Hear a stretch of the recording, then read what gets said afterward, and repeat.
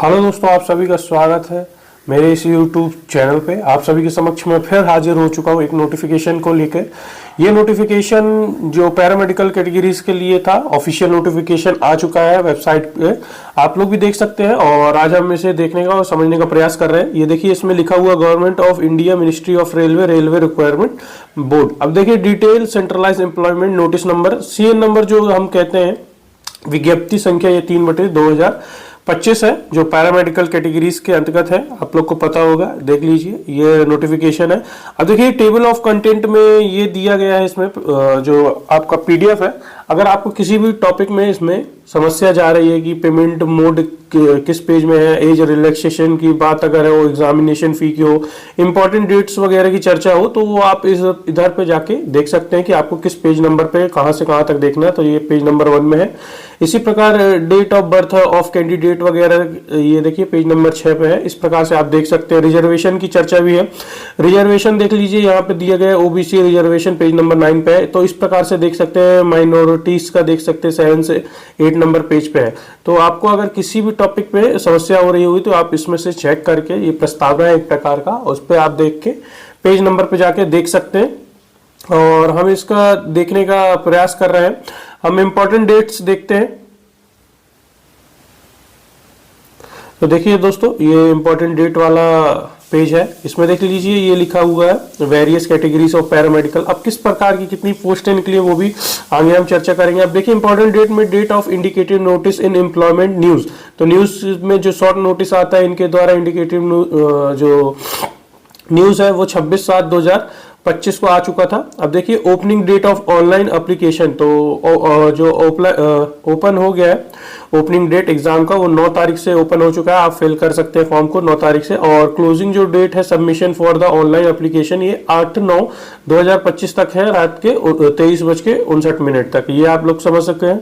अब देखिए, यहाँ पे last date of application fee payment for the submitted application. तो फी जो है, फी का इसमें टाइमिंग दिया गया है कि 10/9/2025 तक आप फी पेड कर सकते हैं।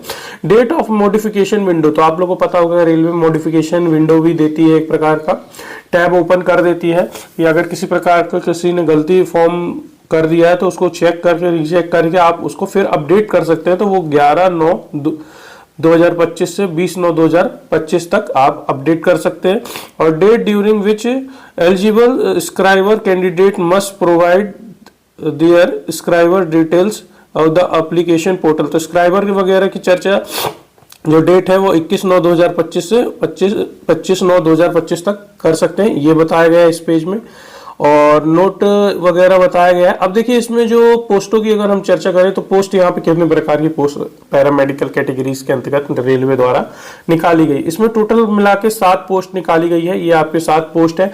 और लेवल, जो लेवल की चर्चा करें जाए तो रेलवे में हर जो भी पोस्ट रहती है उसका एक प्रकार का लेवल होता है। तो ये लेवल देखिए, लेवल 7 तक की जॉब आपको यहाँ पे देखने को मिलेगी। लेवल 3 से लेवल 7 तक की आपको जॉब देखने को मिलेगी। बेसिक पे, यहाँ पे बेसिक पे लिखा रहता है। और यहाँ पे देख लीजिए, ये भी बेसिक पे है। लेवल 7 का बेसिक पे यहाँ पे सबसे ज्यादा है और लेवल 3 का यहाँ पे अभी कम है। और मेडिकल स्टैंडर्ड का भी यहाँ टेबल दे दिया गया है और एज का यहाँ पे बता दिया गया है। और टोटल वैकेंसीज की यहाँ चर्चा कर दी गई है। तो इस पेज को थोड़ा सा हम अच्छे से समझते हैं। देखिए, ये जो नर्सिंग सुपरिटेंडेंट है, लेवल 7 की जॉब है। ये बेसिक दिया गया। मेडिकल देखिए, मेडिकल इसमें ज्यादा हार्ड नहीं होता, C1 मेडिकल है। और एज जो है आपका 20 से 40 वर्ष मांगा गया। अब देखिए, सबसे ज्यादा जो सीटें हैं इसी में है, 272 है। फिर उसके बाद फार्मासिस्ट की होती है, एंट्री गेट की। ये देखिए, लेवल 5 की जॉब है, जो 29,200 बेसिक होता है। C2 है मेडिकल। और जो एज है वो 20 से 35 वर्ष है। और 105 सीट दी गई है। तो कुल मिला के अगर हम ये कहें कि रेलवे में पैरामेडिकल कैटेगरीज में सबसे ज्यादा किस इसमें वैकेंसी आ रही है, तो नर्सिंग सुपरिटेंडेंट की आप और फार्मासिस्ट की देख लीजिए। रेलवे को सबसे ज्यादा जरूरत इन्हीं दो की अभी हाल फिलहाल में पड़ रही है, विगत कुछ वर्षों से। ये अगर किसी ने किया है तो अच्छा ऑप्शन है कि आप लोग को जॉब मिलने का ज़्यादा चांसेस हो जाएगा। अब देखिए इसमें और कौन कौन से ये जो दिए हैं किस पोस्ट पे, ये डायलिसिस टेक्नीशियन है, हेल्थ मलेरिया इंस्पेक्टर है, ये देखिए दोनों लेवल 6 की जॉब है, ये आप देख सकते हैं। और इसमें एज यहाँ पे 20 से 33 वर्ष है, यहाँ 18 से 33 वर्ष है। यहाँ देखिए 4 सीट मात्र दी गई है डायलिसिस टेक्नीशियन की, और यहाँ health and malaria inspector grade 3 की 33 सीट प्रोवाइड की गई है रेलवे के द्वारा। अब देखिए रेडियोग्राफर एक्सरे टेक्नीशियन की है, ये आपका मेडिकल की अगर चर्चा करें तो B1 है, एज 19 से 33 वर्ष है, और मात्र 4 सीट निकाली गई है। और ECG टेक्नीशियन की तो 4 वर्ष निकाली गई है। और लेबोरेटरी असिस्टेंट ग्रेड की है लेवल 3 की, तो इसमें मात्र 12 पोस्ट निकाली गई। अगर टोटल हम कितनी सीट है उसकी अगर चर्चा करें तो 434 सीट है, जिसमें सबसे ज्यादा आपका फार्मासिस्ट का और नर्सिंग सुपरिटेंडेंट का, आप लोग ध्यान दीजिएगा इस बात को, जिन्होंने किया वो जरूर भरिएगा। और अब देखिए इसमें एक पॉइंट को बोल्ड अक्षरों से लिखा गया है इंपॉर्टेंट इंस्ट्रक्शन के अंतर्गत, candidate waiting for final result of prescribed education technical qualification are not eligible apply. देखिए candidate waiting for final result, अब क्या होता है कि बहुत से ऐसे एस्पिरेंट हैं जो अपना फाइनली हो चुका है सब, परंतु उनका डिग्री या मार्कशीट उनका नहीं मिला हुआ है, तो वो इस फॉर्म को नहीं भर सकते। इसका जो लास्ट डेट है एग्जाम का, अगर उसके पहले जो लास्ट आपका डेट है उसके पहले पहले तक भी आपकी मार्कशीट अगर आपको मिल जाती है, तो आपको मार्कशीट अगर मिल जाएगी तो आप इस फॉर्म को फिल कर सकते हैं। कुल मिला के कहना यह है कि लास्ट डेट के पहले आपकी अगर मार्कशीट है तो आप फॉर्म फिल कर सकते हैं, अगर उसके बाद है तो भी नहीं कर सकते। ये चीज को थोड़ा समझने योग्य बात है। आइए और देख लेते हैं। अब देखिए ये एक पॉइंट है, ये चौथा नंबर पॉइंट है, candidates can choose only 1 RRB। तो देखिए कैंडिडेट को एक ही RRB चुनने का बोला जा रहा है रेलवे के द्वारा। एंड इंडिकेट दियर प्रेफरेंस, और आपको प्रेफरेंस डालने का बता रहा है रेलवे में। Zone and post categories notified, तो आपको एक ही जोन आपको भरना, for which the candidate is interested to apply and eligible in this the chosen RRB only. अब देखिए क्या होता है, अगर आप नर्सिंग सुपरिटेंडेंट के लिए एलिजिबल है तो आप एक ही RRB को चुन सकते हैं। तो आप थोड़ा सा ध्यान दीजिएगा, अगर जैसे RRB WCR में कोई ने डाला है तो अब सोच रहे हैं कि नर्सिंग सुपरिटेंडेंट का फिर NCR से डाल देते हैं, तो ऐसा नहीं होगा, आपको एक ही जोन पे डालना पड़ेगा फॉर्म। तो थोड़ा सा इस चीज को ध्यान दीजिएगा, 2 जगह आप फॉर्म फिल नहीं कर सकते हैं एक ही डिग्री से। अगर आपके पास 2 अलग अलग फॉर्म फिल करना है, जैसे आपका टेक्नीशियन है, ये वाला टेक्नीशियन या नर्सिंग सुपरिटेंडेंट या मलेरिया इंस्पेक्टर, अगर आपके पास अलग अलग डिग्रियां हैं तो आप तीनों फॉर्म अलग अलग जोन में भर सकते हैं। आपको ये थोड़ा सा ध्यान देना है।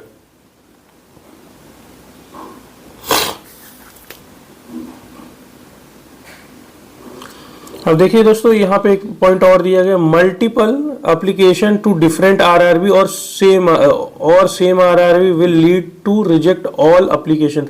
तो देखिए मल्टीपल अगर RRBs आपने भर दिए तो आपका रिजेक्ट हो जाएगा application. Any attempt to submit more than 1 application by the candidate against this CN number shall result in disqualify कर दिया जाएगा या डिबार्ट कर दिया जाएगा रेलवे की ओर से। यही बताया गया कि मल्टीपल आप फॉर्म फिल नहीं कर सकते। अब देखिए all candidates seeking reservation relaxation will benefit applicable to SC, ST, OBC, non criminal area, AEWS, PWS। ये देखिए रिजर्वेशन की बात यहाँ पे पॉइंट में कर रहा है, तो ये आपको देख लेना है, ये बताया गया है।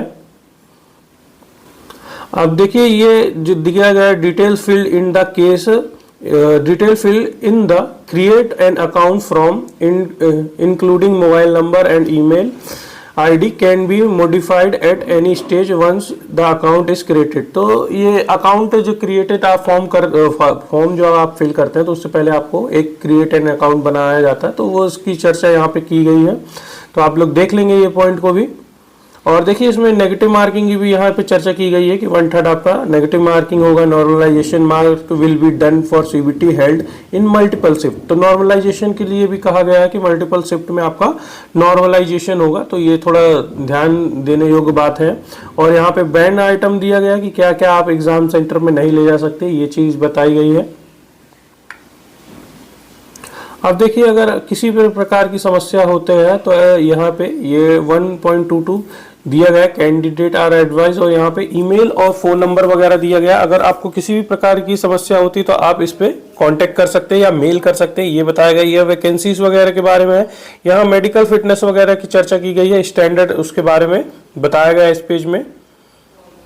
अब देखिए यहाँ पे आपका जो मेडिकल स्टैंडर्ड है B1, C1 और C2, तो ये आपको थोड़ा सा देख लेना है। ये physically fit in all respect ये बताएगा।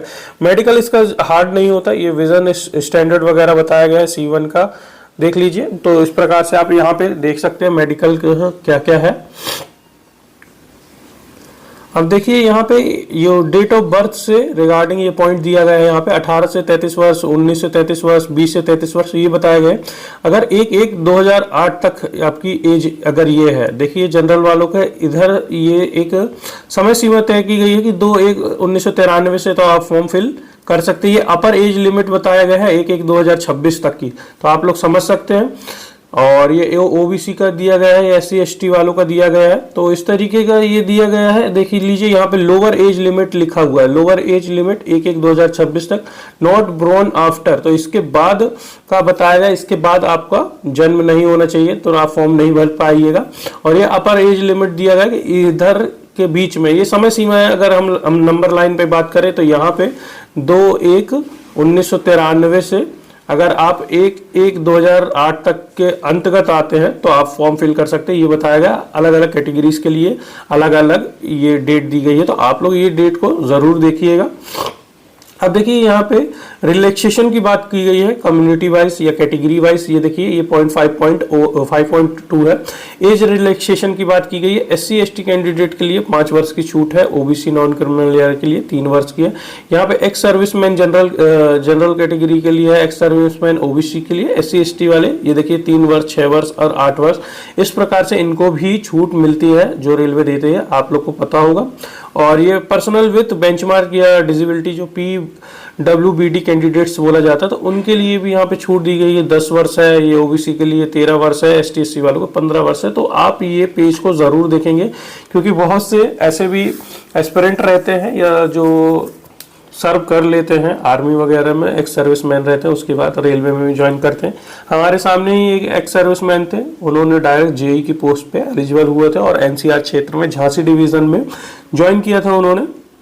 तो आप लोग इस चीज को समझ सकते हैं, ये उनके लिए भी बेनिफिट वाला पेज है। आप लोग देख सकते हैं कि आपको छूट कहां तक मिल रही है।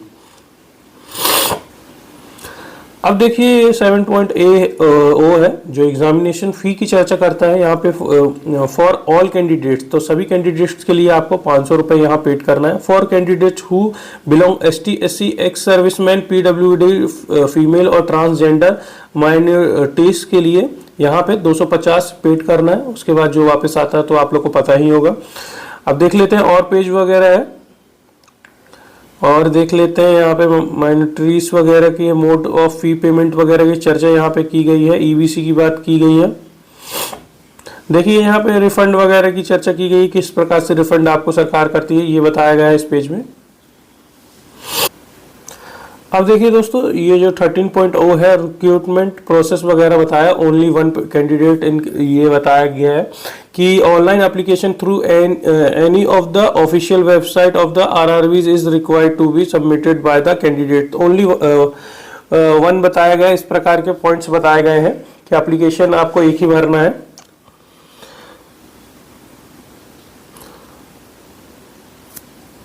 अब इस पेज में देखिए D नंबर जो पॉइंट है दोस्तों, इसमें देखिए 90 मिनट मिलेंगे 100 क्वेश्चन के लिए, और PWD कैंडिडेट्स को आपको पता होगा कि 120 मिनट मिलते हैं, तो उनको ये इतना टाइम पीरियड मिलेगा, ये बताया गया है। अब इसमें क्वेश्चन वगैरह की चर्चा करें तो देखिए नंबर ऑफ क्वेश्चन 17 है, मार्क्स फॉर ईच सेक्शन ये 70 बताया गया है। जनरल अवेयरनेस के 10 क्वेश्चन आएंगे, और अर्थमेटिक के 10 क्वेश्चन आएंगे, जनरल साइंस के 10 क्वेश्चन, टोटल मिला के 100 क्वेश्चन है। यहाँ देखिए 100 मार्क्स के होंगे। आपको यहाँ पे टाइमिंग बताया गया है कि आपको 90 मिनट मिलेंगे नॉर्मल स्टूडेंट के लिए, और जो PWBD है कैंडिडेट्स विकलांगों के लिए 120 मिनट मिलेंगे। तो आप इस तरीके से इस पेज को देख सकते हैं। और जो सिलेक्शन प्रोसेस वगैरह based on performance of candidate in the CBT examination candidate equal to number of vacancy will be call document verification 1:1 में बुलाया जाएगा। तो थोड़ा सा ये देखने योग्य है कि आप लोग को प्रिपरेशन अच्छे करना है, ताकि क्योंकि अब रेलवे क्या कर रही है, स्टैंड बाय पे भी नहीं रख रही है और 1:1 में बुला रही है कैंडिडेट्स के लिए। तो थोड़ा आपको समझना है इस बात को। ये जो पॉइंट है इसमें STSC का सर्टिफिकेट है for candidate requesting free train travel pass. तो आप लोग को पता होगा STSC वालों के लिए फ्री ट्रेन ट्रैवल पास देती है। तो आप लोग ट्रैवल पास के लिए ये जो है आप फॉर्म फिल कर सकते हैं, तो आपका पास जनरेट हो जाएगा।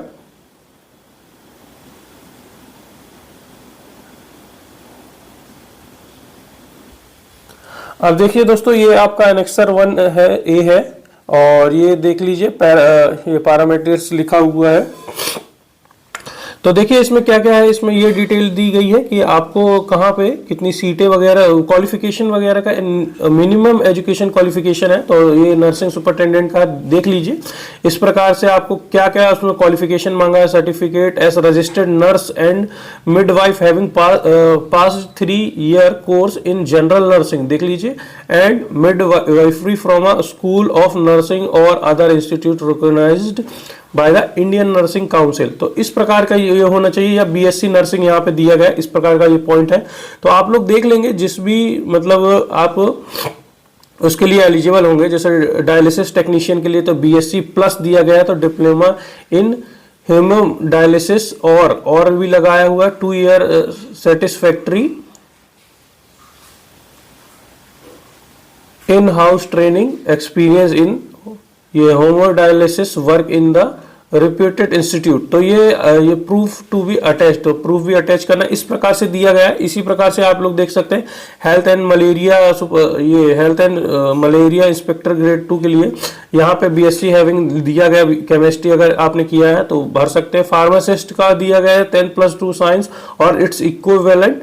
और फार्मासिस्ट का जो कोर्स होता है ये देखिए, with diploma in pharmacy from recognized institute and registered as pharmacist under the pharmacy act दिया गया है 1948। तो इस प्रकार से देखिए फार्मासिस्ट का आप कोर्स किए हुए हैं तो फार्मासिस्ट भर सकते हैं। रेलवे को सबसे ज्यादा फार्मासिस्ट की ही जरूरत पड़ती है और नर्सिंग सुपरिटेंडेंट की जरूरत पड़ती है। हालांकि जो करके बैठे हैं उनके लिए अच्छा है ऑप्शन, आपके लिए अच्छा ऑप्शन है कि आप फॉर्म फिल कर सकते हैं। ECG टेक्नीशियन के लिए भी देख लीजिए, यहाँ पे दिया गया है कि 10+2 graduation in science 7 certificate diploma degree in ECG laboratory technology, तो ये बताया गया है। यहाँ पे देखिए, और लैब असिस्टेंट का दिया गया, लैब असिस्टेंट ग्रेड आपका 2 दिया गया है। यहाँ 12th in science plus diploma बताया गया है। मेडिकल लेबोरेटरी टेक्नोलॉजी DMLT होना चाहिए या और लगा के दिया गया है। तो आप लोग देख सकते हैं कि आपको जिस भी पोस्ट के लिए भरना है तो उसकी जो एलिजिबिलिटी है यहाँ पे दी गई है कि आपके पास इसमें से ये डिग्रियां होने चाहिए, तो आप आराम से ये फॉर्म को फिल कर सकते हैं। अगर सीट की चर्चा की जाए तो यहाँ पे देखिए सीट की भी चर्चा हो गई है। यहाँ पे देखिए सीट की चर्चा यहाँ पे RRB वाइज दे दिया गया है, प्रोडक्शन यूनिट वाइज दे दिया गया है वैकेंसीज का ऑल द नोटिफाइड पोस्ट के लिए। देखिए अब क्या करना है, इसमें आपको ये देखना है कि आपको कौन से जोन से भरना है। बहुत समस्याएं होती है एस्पिरेंट को कि एक बार ज्वाइन कर लेते फिर बाद में ट्रांसफर होने में समस्या होती, तो इसीलिए आप पहले ही सोच लीजिए कि आपको किस जोन में जाना है। देखिए अगर अहमदाबाद में आप जाना चाहते हैं, अगर अहमदाबाद का फॉर्म फिल करना चाहते हैं तो वहां पे 2 ही प्रकार की पोस्ट निकाली गई है। एक कैटेगरी नंबर, यहाँ कैटेगरी नंबर दिया गया है, देखिए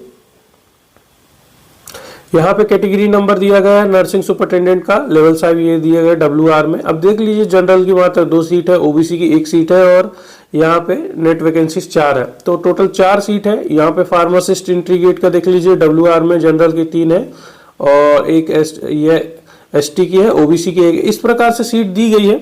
हम इंपॉर्टेंट देख लेते हैं, जैसे अगर हम देखना चाहें तो अजमेर का देख सकते हैं, अजमेर में भी बहुत कम सीट दी गई है। देख लीजिए ये अजमेर का, यहाँ पे भी सीटों की चर्चा बहुत कम है। बेंगलोर में आपको देखना है जो इंपॉर्टेंट है, जो डालना योग्य है। बहुत से पेरेंट पूछते हैं इंपॉर्टेंट कहाँ का है। देखिए भोपाल का है, भोपाल में भी दी गई है, तो सीट टोटल बहुत कम है। यहाँ देखिए 4 सीटें, यहाँ 1, यहाँ 2 और इस प्रकार से ये नर्सिंग सुपरिटेंडेंट वगैरह की सीट ज्यादातर जोनों में दी गई है। और हम इम्पोर्टेंट देख लेते हैं, देखिए गोरखपुर वाले जो फॉर्म फिल करते हैं तो वहां पे भी देख सकते हैं MCF और NER में सीट आप लोग देख सकते हैं। जम्मू श्रीनगर वगैरह का दिया गया है। कोलकाता का देखिए वहाँ पे सीटें हर बार ज़्यादा रहती है, इस बार भी ज़्यादा है। ये देखिए 25 सीट यहाँ पे दी गई है CLW में। ईस्टर्न रेलवे में देखिए 21 सीट है, SCR में 10 सीट है। तो इस प्रकार से देख सकते हैं यहाँ पे टोटल 68 सीट निकाली गई है आपके कोलकाता में। तो सबसे ज़्यादा फॉर्म गिरने की संभावना यहाँ कोलकाता में है। और अगर बोला जाए तो मुजफ्फरपुर में देख लीजिए 10 और 2 टोटल मिला के 12 ही सीट है मुजफ्फरपुर वाले। और पटना में देख लीजिए ECR में मात्र 23 सीट है और नर्सिंग सुपरिटेंडेंट की, और फार्मासिस्ट की मात्र 2 सीट है। टोटल मिला के 25 सीट इनके द्वारा दी गई है। प्रयागराज में देखिए मात्र 11 सीट है, यहाँ पे 3 है और यहाँ पे 2 है। तो इस तरीके से यहाँ पे सीट दी गई है, आप लोग देख सकते हैं। ये प्रयागराज का ही है, देखिए ये भी प्रयागराज का नर्सिंग सुपरिटेंडेंट हेल्थ मलेरिया। ये देखिए यहाँ फार्मासिस्ट का और लैब असिस्टेंट का यहाँ पे नेट सीट दी गई है। टोटल यहाँ पे 27 सीट दी गई है। रांची में भी देख सकते हैं इसी प्रकार से, ये देखिए नेट वैकेंसीज मात्र 11 है, ये सिकंदराबाद बोर्ड का है। तो इस प्रकार से यहाँ पे सीट दी गई है। अब देखिए अनेक्सर C है और इसमें सिलेबस वगैरह की चर्चा की गई है कि सिलेबस आपका क्या आएगा, कि आपका क्वेश्चन कहाँ से पूछेगा। तो ये आपका सिलेबस है। अब आप लोग को पता होगा आपके सिलेबस में क्या क्या पढ़ना था, आपने कोर्स किया होगा, उसी से ये रिलेटेड इसमें ये दिए गए हैं, टॉपिक दिए गए हैं कि इसमें से पूछा जाएगा। ये फार्मासिस्ट के लिए ये पूछा जाएगा, डायलिसिस टेक्नीशियन के ये है, हेल्थ मलेरिया वालों के लिए ये है, तो फूड एंड न्यूट्रिशन के बारे में, इन्वायरमेंटल के बारे में, इस पर से पूछा जाएगा। तो आप लोग अपना देख लेंगे कि टॉपिक आपका क्या है, ECG टेक्नीशियन का, लेबोरेटरी असिस्टेंट का। तो आप फॉर्म फिल कर सकते हैं। ये जनरल अर्थमेटिक वगैरह तो वो सही, वो सब तो नॉर्मल कंपटीशन वाला आता है। रीजनिंग भी वैसे ही है, जनरल अवेयरनेस, जनरल साइंस, ये तो आती है। बस आपका जो ट्रेड कहा जाए सरल भाषा में, तो आपको अपने ट्रेड पे ज़्यादा ध्यान देना है, तो ट्रेड पे आप ध्यान दीजिएगा। इसके बाद बहुत सारे ये फॉर्मेट है कास्ट सर्टिफिकेट वगैरह का, तो मैं उसके ऊपर वीडियो बना चुका हूं। अगर आप चाहें तो उसको देख सकते हैं कि कौन कौन से सर्टिफिकेट आपको लेके जाना पड़ता है डॉक्यूमेंट वेरिफिकेशन में, मैं लगा दूंगा लास्ट में। और इसी प्रकार की और भी वीडियोस के लिए, जानकारी के लिए मेरे साथ बने रहिए इस चैनल पे। फिर मुलाकात होगी समय समय पे आप सभी से। तब तक के लिए जय हिंद, वंदे मातरम।